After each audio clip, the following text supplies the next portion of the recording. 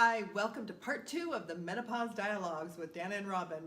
Just sharing our personal journeys. I'm 14 years older than Robin, been postmenopausal for 15 years, and she's kind of in the throes. Yep, I'm in the thick of it. So I thought I would share just a little bit of my journey so that along the way, the things that I tried that worked, I want you to know about, and the same with Robin. So we talked in our part 1 of the dialogues about the emotional symptoms, feeling weepy, feeling angry or tense. And those also can kind of have physical sensations that go with them, and they're the result of physical changes. But some of the obvious outward number one complaint of women in menopause, you all know it, hot flashes and night sweats.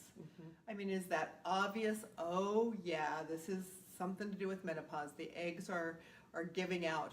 But you think about it, a woman is born with only so many eggs, a limited number of eggs, and as she starts to run out, her body's, I always think of it like that pinball, or not pinball, that gumball machine that's running out and they're getting kind of stuck at the bottom and they're trying to get out.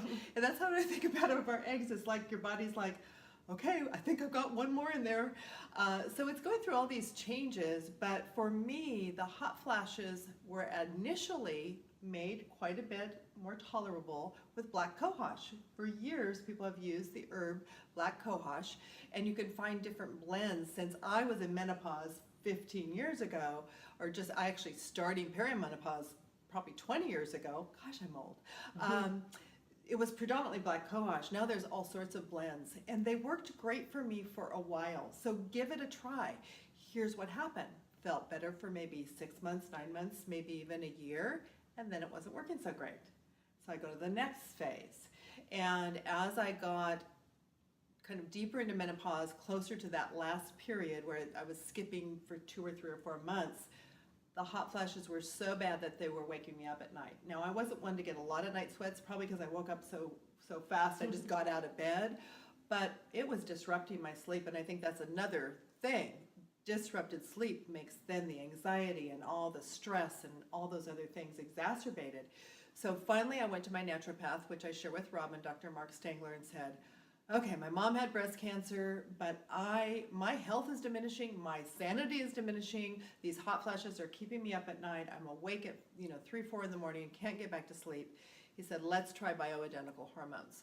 Now, even though my mom had breast cancer, he said the evidence is pretty clear that it's not really increasing the risk for most people. His philosophy at the time was the lowest dose possible for the shortest period of time, and so I went on them. Phew. I'll tell you what, Robin. Made a difference. I was glad that I did. Now, my personal feeling, and you have to do whatever is your sensibility. We're not here to give you medical advice at all. That's not our place. You need to talk to your own practitioner. But my personal feeling is I want to go as natural as possible. So bioidentical hormones are a little more expensive, but I know they're closer to what my body does. There's less risk. Good old Premarin stands for pregnant mare urine, and it's only so many doses. It can't be customized the way that bioidenticals can. Don't pretend to be an expert on bioidenticals. We'll have our expert on our Ageless Women Academy, Dr. Stangler, talking about many of the nuances.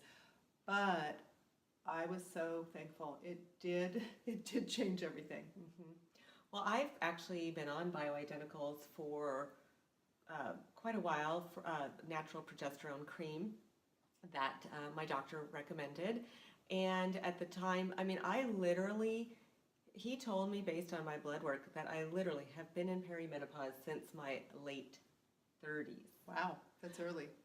Meaning that I was, let me put it this way, I was estrogen dominant. So I don't know if it's the start of it. It's not in the thick of it like I am now, where I'm really, I feel at the point of transitioning. And explain, when you're estrogen dominant, what's one of the biggest negatives? I mean, weight gain, huge. In fact, when I was trying to lose weight and starting to gain that weight, I remember going in to seeing my doctor, and he said, oh, he's laughing. I mean, he was laughing at me, not... He's a friend. Yeah, he's a friend. But he's like, Robin, you're not going to lose weight right now because you are so estrogen dominant, your body is going to be holding on to that fat. We need to get your hormones balanced first, and then you can work on getting this weight off. I mean, that was how bad it was for So me. the answer was to bring progesterone up to balance out that Yes, dominant estrogen. exactly. Now, Doesn't mean that my estrogen levels came down. He just made it, by adding the progesterone, it wasn't so dominant anymore. And it really helped me a lot. Now that I'm going, at that time, I wasn't having symptoms like night sweats, hot flashes. It was more PMS. Now, I mean, I don't really have the hot flashes too much, but I get the night sweats where you wake up and the sheets are wet. I started taking, it's called Maca Life. It's by a company called Feminescence, or the manufacturer's Feminescence. And I started taking that about 4 months ago because it was recommended to take maca to help balance this out. And there are different types of maca. And this is, in fact, most of the maca that I read about that was on the market is helpful for men.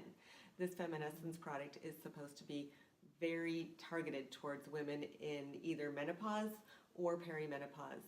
And I, quite honestly, about a month ago, I was ready to not quit using it. but you did read the directions. So I one of the read things the is directions. it takes time. It said it can take several months. So 3 months into it, and I'm having one of the worst periods I ever had. I'm having night sweats like crazy. I'm having emotional like craziness. And I said, well, this is kind of a waste of money for me. It just doesn't work for me. Well, I have to say, to give you an update, that now it's been 4 months. And I was just telling Deanna, I said, because I'm still cycling, so I can tell what's happening throughout the month. And I said, I got my period and I almost didn't know it was coming. Yeah. Physically, And the physical symptoms. And I will say, I used Feminescence, Maca, very differently on the tail end of coming off those bioidenticals. I decided, even though I knew the studies were okay and I wasn't at high risk for cancer, I told my doctor, even though they're working, I want to see how I do without them. So I weaned myself off. I started bringing the dose down, and Dr. Stingler recommended the Feminescence. I started taking that, and it wasn't too bad of a transition. It was not as good as the bioidenticals, but it was tolerable. And then I added to that high doses of fish oil. Doesn't work for everybody, but for me, I still will get a hot flash right away within a day if I don't have a double to quadruple dose of fish oil every day. Double dose in the morning, double dose at night. Works for a lot of women. Give it a try. Not for everybody, but even if it doesn't work for you for hot flashes, it's great for your skin, great for your brain, great for your cardiovascular system, so it's not a waste. Mm-hmm. But that, for me, is the number one thing. I came off the Feminescence as well. I want to mention something about the Feminescence. We're talking about 2 different products. Yes. Mine is Maca Life. It is for perimenopausal, mostly where you're in that flux and your estrogen might be up here, it might be down here. It's Yes. all over the place. Dana was taking, it's called Pause. Maca Pause, Right. which is for postmenopausal, which is typically your estrogen levels are just dropping. You're not having the cycles of up and down and all of that. And there's different types of maca, so it's specifically targeted towards that. So I'm excited that I feel like after 4 months, potentially I'm actually benefiting from it. I told Dana, I'm going to keep taking it and we'll see what happens next month. Yeah. So And we'll keep you updated. We'll give you some links, but remembering, number one, everybody's different, so what works for us may or may not work for you. Number two, many of these things take several months to really work. It's not like taking Advil for a headache. It's very, very different, and your hormones are in constant fluctuation, so you have to have a little bit of patience with it.